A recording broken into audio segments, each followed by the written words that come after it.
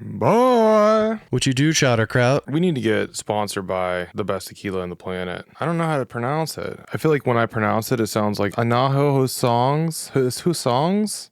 Songs? Oh, yeah. I know what you're talking about. Haja songs. I got this blue bottle still here. I'll tell you what, it's weird for me because people will be like, if I talk about tequila and they're like, what's your favorite tequila? I'm like, I don't know what it's called. I know what it looks like. That's the clay bottle one, right? Dude, the blue. Went through a couple blues this year. A little bit of celebratory times. Next time we see each other, we're having blue. Big old blue. I don't mean balls, boy. So you've been a little under that weather, boy. Oh, man. Yeah, everybody's probably thinking I'm dead at this point. We saw some chat on forum about the Migrid-masochist. We need to start a Migrid-masochist Discord. Yeah, I've been pretty devastatingly sick.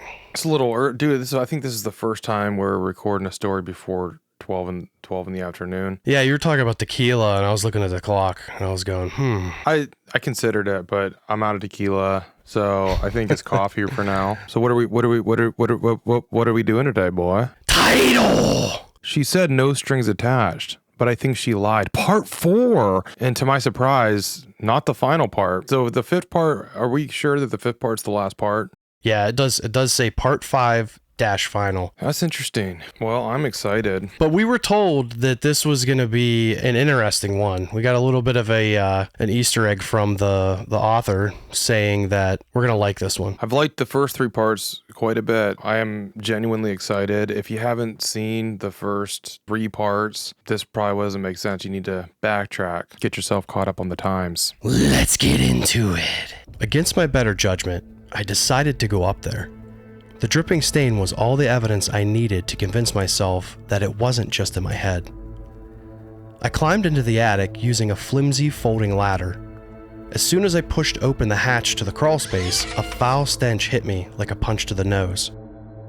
It was the rancid smell of a wet neck brace, amplified tenfold. Oh, that's disgusting. That's a really interesting way to describe a scent. It really is. I don't know if you've ever smelled a cast before, but they can get to the point where they are absolutely wretched. Yeah, it's like sweat, organic smells mixed with like sour medications, and not a good time. I slammed the hatch shut and nearly vomited from the top of the ladder. I swallowed back the nausea. I forced myself to open it again and cautiously poked my head inside.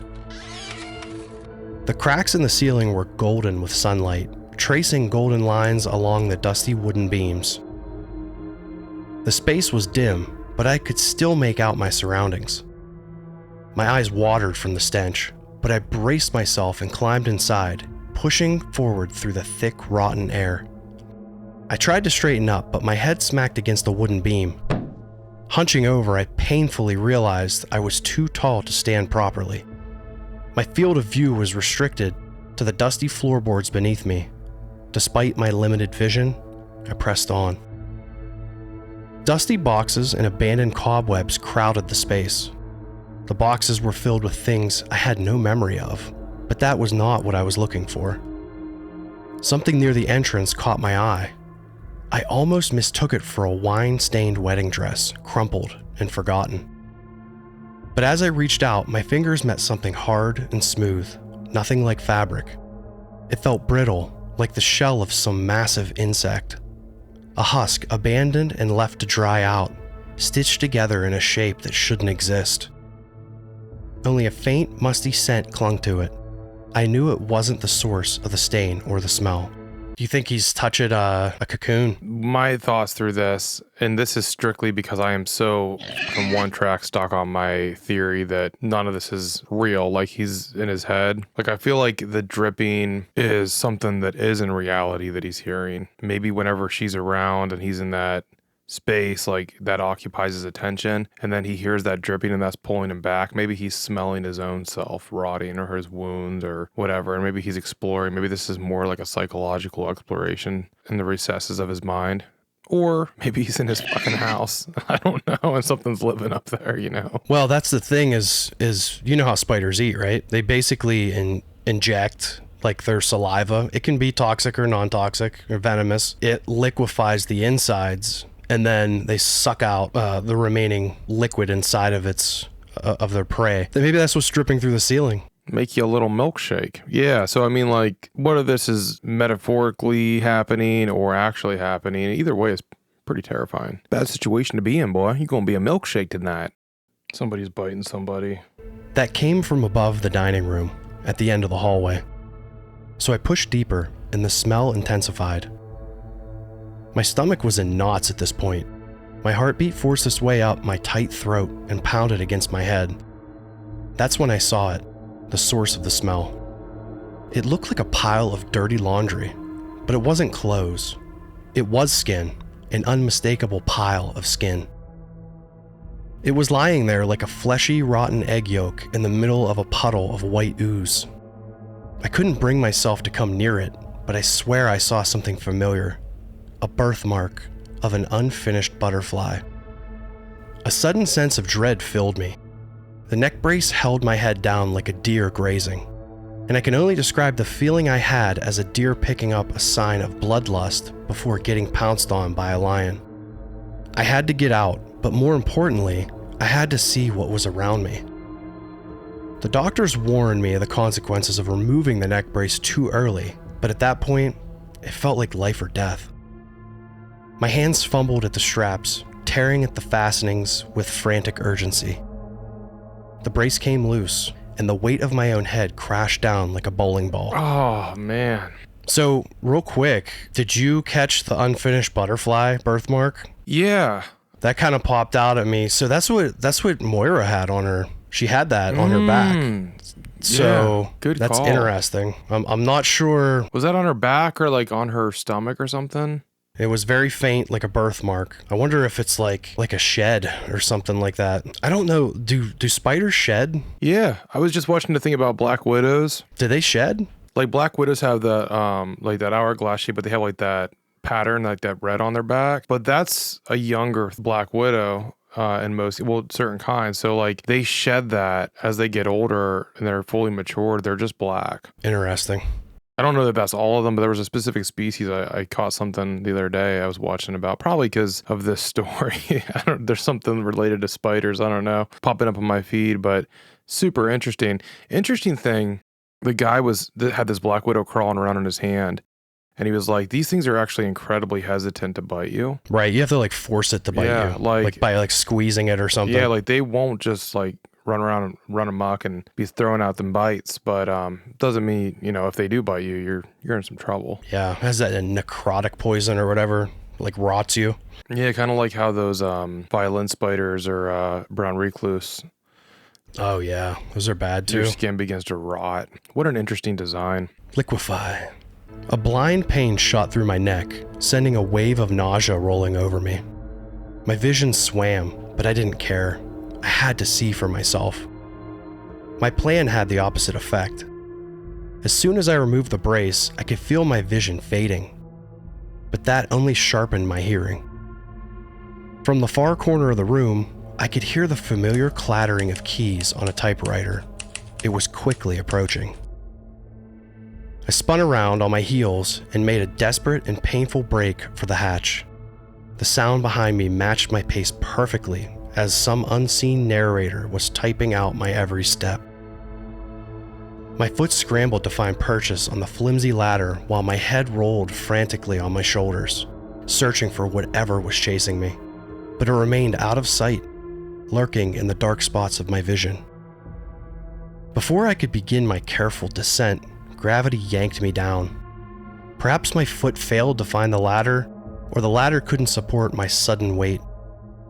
Either way, the ground found me all the same, its unbearable hardness threatening to support the weight of the world. Pain exploded through me. My leg popped, and my head cracked against the wall. As I lay sprawled across the hallway floor, the last thing I saw before the pain swallowed me was a row of 8 cold, curious eyes peering at me from the hole in the ceiling. Boy. Yeah. I don't know about you, man, but the way this is going right now, I feel like this chapter should be probably called The Brickless Descent. The Brickless Descent. Yeah, like... This is going to be Moira in her other form. Man, that gives me chills. I got pimples on my arms right now. Just goose pimples. Goose pimples. Nobody calls them that. And that really upsets me when you say goose pimples, to be honest with you. Does it upset you? Yeah. It fucking makes me upset. They actually used to call them that before they called them goosebumps. Yeah, true fact. Go on Google and type in goose pimples. Do you know, like, if that would have stuck around, how bad, like, the R.L. Stein books would be? Like, did you hear the new Goose Pimples book? Do you remember that old ass Goosebumps blanket that I used to have that like hang in front of my door to keep the cold out? Dude, I had that thing since I was a kid. Those were big back when I was a kid, those books. Yeah, man. Huge. I remember getting those books out when I was a kid, and then he was slaying those out too, like just left and right. My buddy had a couple of the VHS. I remember reading The Haunted Mask. You know what, the one I really liked reading when I was a kid was The Beast from the East. I can't even remember what the hell that was about, to be honest. I just remember the book cover had like an orange. It was like orange and blue, and I was like, this thing looks sick. I woke up once again in a dark haze. For a moment, I thought I was back in the hospital. The all too familiar sensation of IV tubes wrapped around my arms, and strangely, my legs too. The heavy blanket draped over me wasn't coarse anymore. Everything felt soft, damp, and sticky against my skin. I opened my eyes and was met with a dark room. My room. No fluorescent lights or humming of hospital machines. The only sound was a distant dripping. The sterile smell of the hospital was replaced by a pungent stench that clung to the thick air, a musk of mildew and the sour, sweet scent of decay.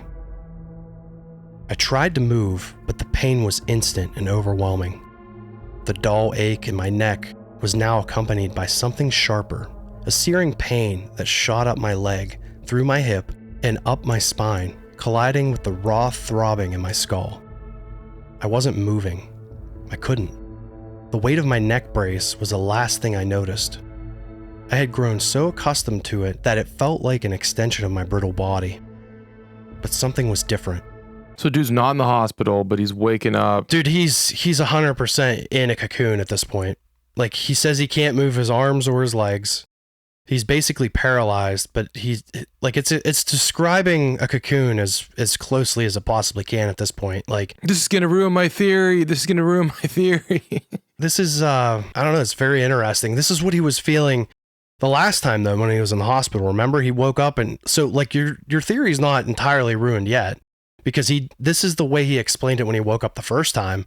But then all that kind of faded into the hospital scene. Maybe he was like fighting and he finally like broke loose a little bit so that he's like actually awake now or something. I don't know. Maybe. I don't think it's met the crossroads yet where it's determined, you know? I'm telling you, dude, like that game in Limbo. Yeah, the author's really good at that. They give you little hints, sneak peeks, but never the full delivery yet. At least through this whole story. I'd like to see this be a mini series. Ah, dude, this would be a good mini series. Somebody pick this up. Pick my brick up too. Gotta put the bricks in where you can. We're brickless right now. Thick strands of silk had been carefully woven around it, reinforcing its grip, or perhaps ensuring I couldn't reach the buckle again. But the patch of silk stretched tightly over my mouth had only one purpose: to stifle my cries. Then, from somewhere in the darkness, a voice, soft and tender. You shouldn't struggle. Panicked muffles erupted from my mouth, but were caught by the mask. I recognized the voice as the old lady from the hospital. That lady that seemed like she was kind of like a witch. Like a grandmother. He was like, yeah, maybe it was my grandmother, but he's like, I didn't recognize her as that. You shouldn't struggle. You shouldn't struggle. Had my dream visitor finally come to visit me again? Dream, dream, dream. Dream, dream, dream. Yeah. The woman stood next to my bed, and slowly, she reached over and turned on the bed lamp. She wanted me to see her. She walked over to the foot of my bed, and when she turned around, I could see her face in the pale light. It was the face of Moira. She looked impossibly aged and tired. Wow. Oh yeah, it's all coming together. That's coming together. It really is. You nailed guessing that was her and that she was aging because she needed to feed or something. I mean, that's what I would think now moving forward, but Yeah, sometimes you're right about things, you know. her beautifully brown ember eyes were now glazed with a cataract gray, clouded and distant. The sight of her filled me with a strange mix of calm and confusion. She could see it on my face. I don't have long, and I can't answer your questions. But it's time for me to be honest with you. Her voice sounded remorseful and sincere, despite being rushed. I'd still rack it. Don't care. Throwing the brick anyway. Boom! Knock you out my brick, bitch. I know I must look hideous, but this brittle form is the best I could do to help ease you into the realization of what I truly am. While she was speaking, I noticed her slowly undressing. Yes! Granny pen. Man. Granny Like pen. you couldn't do this whenever you were like hot AF. Now you gotta wait till your granny vision. Granny vision. Don't worry, the brick will succeed. Stifler's mom, get in here. Flashes of memories from the waterfall rushed into my mind, and like a spot the difference puzzle, I was forced to examine the ways in which her body had aged. At that moment, a tear ran down my face and soaked into the silk. I didn't care how she looked. She was still beautiful to me. I wish I could have told her that, but more importantly, I wish I could say the same about what happened next. She wanted to say more, but all she could let out was a woeful, tragic shriek as she fell onto her hands and knees. I almost jolted out of bed to console her, but the pain kept me rooted. I was carefully suspended in a half-sitting, half-laying position against my headrest. I couldn't do anything except watch in horror as the woman of my dreams transformed into the creature that haunted my nightmares. Oh. She can do whatever she want, boy. I'm gonna have my way. Transform upon it. The brick has me blinded. The brick has me blinded. Blinded by the brick. Oh, yes. It started with a noise, a disgusting popping and crackling that reminded me of twigs in a campfire. The back of her spine bulged and pushed around against her wrinkled skin. Her face was looking down, but I could still see the pain plastered across it. As painful as this was to watch, I could not imagine the feeling of experiencing it firsthand. At least, that's what I thought, until the woman in front of me slowly tore open like a wet paper bag. It was clear to me then that what I had considered to be Moira was merely a decorative shell for the creature inside her. The tear began in the middle of her back. It started as a subtle bulge that immediately exploded into 4 large bony tentacles that ruptured outward, connected by wet, rotating joints where her ribs should have been. Very, very awesome description. Like from the wet papered bag down to the way that her arms just shot out of her back where her ribs should have been. That's insane. Yeah, so Moira's like an exoskeleton shell, and then like it's obviously aging rapidly. And I feel like the one thing remember part 1 whenever he like goes away and it looks like she's eating, and I was like, man, maybe she's eating them flies. But the flies were gone when he came back. She was eating the flies. 100%, yeah. Did they kiss on that date? They have before. Oh man, you imagine making out with a girl that just had a mouthful of flies. The 4 legs were covered in some kind of thick, slimy mucus, dripping onto the ground as they took root and quickly lifted her body. Then her arms and legs elongated and stretched to the same impossible length before Moira expelled the remaining limbs from her back with a pained cry, like a mother giving birth. Her arms and legs deflated and fell flat on the ground like empty, wet tube socks. I'm not sure how, but from somewhere inside, a swollen abdomen appeared, much larger than the rest of her body. Now, the only part still wearing Moira's skin was its head. It dragged itself up by the foot of the bed, and I watched in horror as Moira's mouth opened, and from inside, 2 smaller legs carefully protruded outward. Like fingers feeling in the darkness. You see that? Like, I see that, and that's fucking, woo.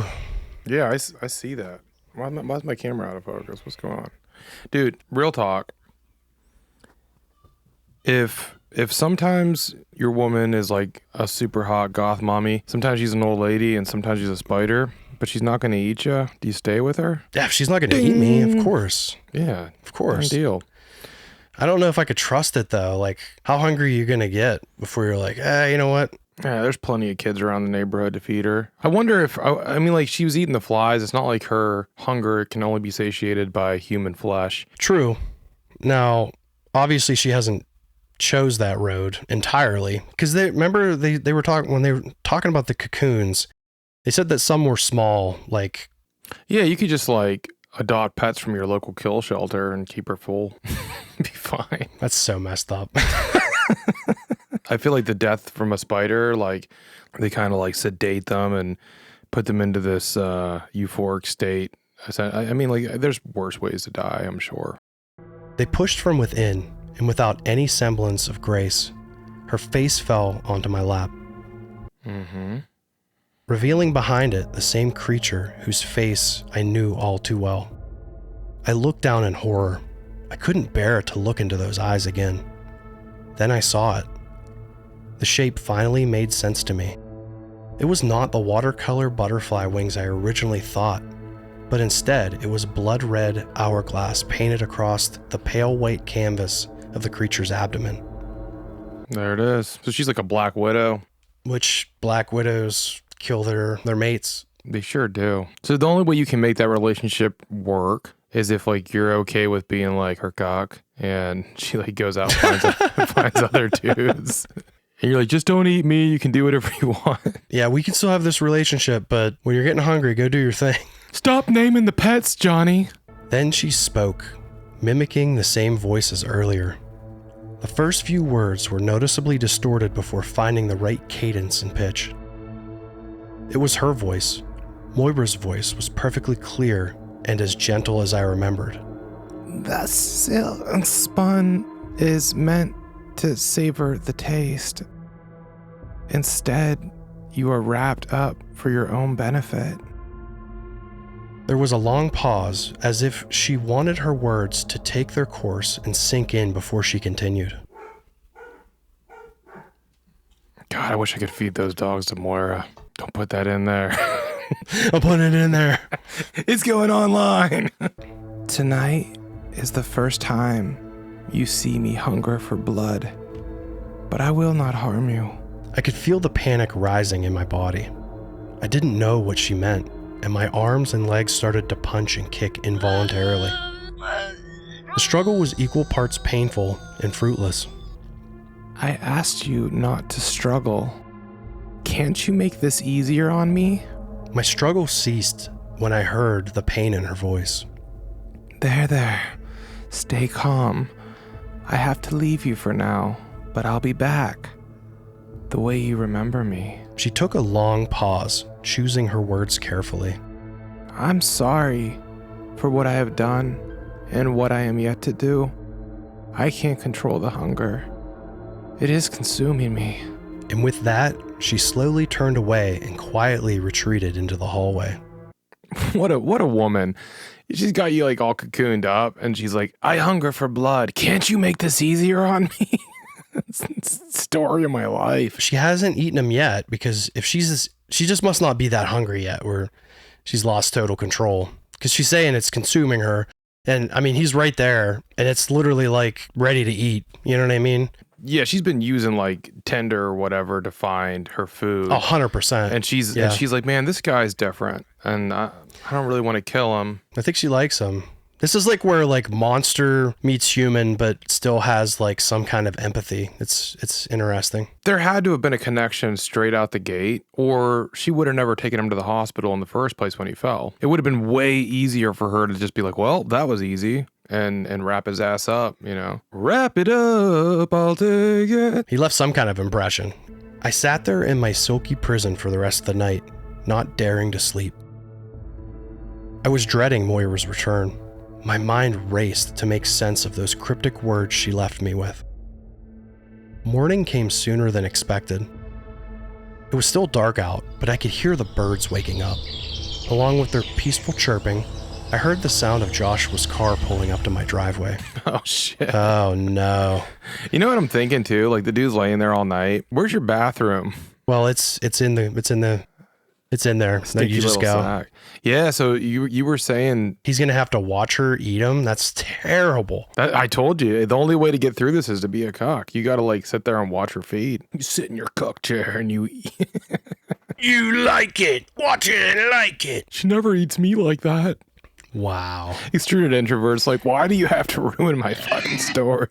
No, I love them and nothing but respect. It's not you, it's me. Cliche, it's not you, it's me. It's true. A fleeting spark of hope filled me before I realized the literal spider's den he was about to walk into. Before I could even process it, Joshua was already climbing the old wooden steps. For a split second, I considered screaming, forcing out any sound I could despite the silk smothering my mouth. But then I hesitated, my breath catching in my throat. If I stayed quiet, maybe, just maybe, he would leave. Maybe he'd think I wasn't home. My frantic thoughts were cut short by 3 loud thuds at the front door. Hey man, open up. Moira called. She asked me to check on you. It sounded important. What? Oh man. This is a trap. Yeah, dude. That's savage that she called him asking him to come over, because that's what she's gonna do. Dude, what happens here? Like, if he walks in, like, and he tries to play it off, he's like, dude, I'm doing my cocoon thing. Like, get out of here. Like, what are you doing, man? You ain't supposed to know this about me. It's one of my fetishes. It's cocoon day.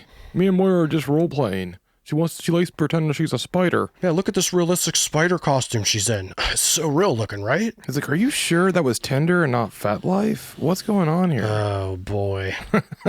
Looking for one single white male to cocoon with me? Cocoon around. My heart sank as I processed his words. Moira had called him over. For what reason? Her cryptic apology was beginning to make sense. Come on, man. I know you're home. He said in his typical self-assured tone. You're always home. He added, his voice softer this time, almost like his inner thoughts had slipped out. He knocked again, but silence was the only response. Through the door, I heard him sigh, his voice dropping into a frustrated mumble as he stepped away. Where the hell did that old bat put that spare key? The square rock? Or was it the round one? Ugh. I had no clue what he was talking about. Old bat? Did he mean Moira? Did he know about her illness? From outside the window, I heard the faint sound of rock scraping against rock, followed by a brief, celebratory exclamation. Haha, gotcha. A sharp clink echoed down the hallway. A key. There was a spare key outside? I couldn't remember that, but Joshua sure did. At this point, my silence had boiled over into a muffled symphony of frantic screaming, pleading for Joshua to leave before it was too late. In the end, my noises only served to guide him deeper towards his demise. As he entered my dark room, he quickly flicked on the light, and the sudden brightness blinded me for a second. Just as my eyes adjusted, I saw her. She was nestled in the once dark corner of my room, right above the doorway where Joshua had walked in. I don't even want to think about how long she had been sitting there, just watching me. Joshua quickly made his way to my bedside, clearly confused by the situation I was in. He placed his hands on the thick fibers, tearing off a piece. It clung to his hand as he inspected it. What the fuck is this? He looked at it in disbelief. This isn't exactly what I meant when I said... Come on, man. This isn't exactly what I meant when I said the ladies love silk sheets. Then Moira started moving, slow and deliberate, careful not to make a sound. I stared at her, whipping my head up and down as much as the brace would allow, hoping my gaze would guide Joshua to see what I was seeing. He didn't. His eyes were fixed on me, his hands desperately searching for a grip on the webbing covering my mouth. I knew it was pointless. The tightly woven strands were too thick, and the time was too short. It all happened so fast. She had closed the distance between herself and Joshua and was now on the ceiling directly above him. Her eyes pinned me in place more than her webs could cover. My body gave up the struggle. All I could feel was Joshua shaking my limp body, as if he tried to wake me from a terrible nightmare. Slowly, the two round mandibles, which once seemed almost human in the way they moved when she spoke, broke apart. From behind them, two needle-sharp fangs gleamed in the light, their blackened tips glistening with dewdrops of venom. One by one, the droplets fell right down onto him. Blissfully aware of the dripping, his face lit up with an idea. Stay here. I'm going to get a knife, he said, shaking his head as he realized the irony of telling me to stay put. He quickly spun around and ran off toward the kitchen. Moira followed him like a shadow. All I heard was the sounds of Joshua rummaging through drawers, their slamming followed by a frustrated grunt. Then I heard Joshua say something that made me tremble with fear as I let out a desperate, muffled scream. Man, you weren't kidding about this dripping. It's so annoying. The frustration was building in his voice. I heard the sound of a metal clang as he flung open the last drawer, followed by a brief silence, shattered by a scream that sliced through the house. Joshua had always been my knight in shining armor, and I was just the helpless princess. I guess that made Moira the dragon in this twisted fairy tale. The thing is, I never thought Joshua feared anything until I heard his scream. It wasn't just fear, it was raw, primal terror, so violent that the sound echoed even after he hit the floor. A loud crash, followed by skittering, a pained yell, and a hellish screech. I had almost lost hope, but before I knew it, Joshua was standing in my room again. He had shut the door behind him and leaned against it for a moment. As soon as he moved away, I saw the blood-stained smear across the door. It bit me. That fucking thing bit me. But I still managed to get in a good gash before it ran off. Fucking coward. His face was mixed with anger and determination, and then I noticed the kitchen knife gleaming in his bloody hand. Is it not mildly insane that Joshua has he's just like so cool and collected considering the circumstances? Maybe that's him acting under complete insane stress and he's like, I don't have time to. Yeah, no, I think that's what it is. I think that there's probably all the chemicals are dumped in his body right now. It would be like being in an accident, standing up and walking with broken arms and legs and just being like, I gotta get help. You know just what I mean? Overcome with adrenaline. And I think so. I think he's drowned out and he's almost, because sometimes that happens where people feel like they're in their normal environment when they're not, because they're so dumped with adrenaline. Well, he walks in there and he's like cracking jokes about sheets, and I'm just trying to imagine me walking in on you tied to a bed like this. I'm not sure I'd be that cool about it. You know what I mean? I would definitely try to help you. I wouldn't be like, sorry, bro, gotta go. Yeah, I think caution would go through the roof at that point. Okay, is somebody in this house going to do this to me? Because if that happens, then I can't help him. You know what I mean? Its blade was stained with a strange black ooze. I know it sounds insane, but in that moment, I couldn't help but feel strangely concerned if Moira was okay. It was an intrusive thought, one that made me immediately feel guilty for even thinking it. Joshua stumbled over to my bedside, and with one quick, careful motion, sliced through the mask covering my mouth. I took in a deep, panicked breath before explaining. That thing is Moira. She used me as bait to lead you here. You have to get the fuck out of here. I don't care who you think that thing is. I'm not leaving you here with it. I don't think she'll hurt me, but you aren't safe here. I pleaded with him to leave. But Joshua wasn't listening. The whole time I had been begging him to leave, he stayed focused on the task of cutting me loose. He would have carried me out even if I begged him to leave without me. Man, I think Joshua's you. I could see you saving me like this. I remember you carrying me over your shoulder at a Tom Petty concert when I was too hammered. That's equally the same. It's pretty much the same. I feel like if it was me, Moira would have killed me because I'd be like, the fuck, and like I just don't think I'd handle this that well. I think I'd be probably killed in the kitchen trying to kill her. No man left behind. I've seen you in under pressure moments where you're like, dude, we're doing this. And I'm like, wow, your brain works in these scenarios. That's great. That's a compliment. I love you. Oh, thanks, man. Thanks. You are a pig, though. Suddenly, the cutting slowed down to a crawl, and I was still far from free. Joshua only managed to get one arm free. Why are you slowing down? I asked. I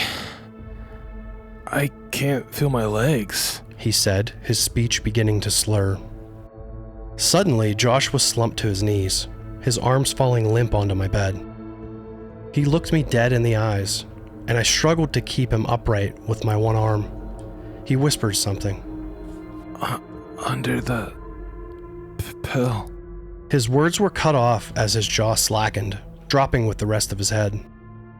He was just lying there, staring at me, completely paralyzed. I just stared at him in disbelief. In the hopeless silence that followed, I heard the quiet fumbling of the door handle. It took a few tries, but eventually the door slowly swung open.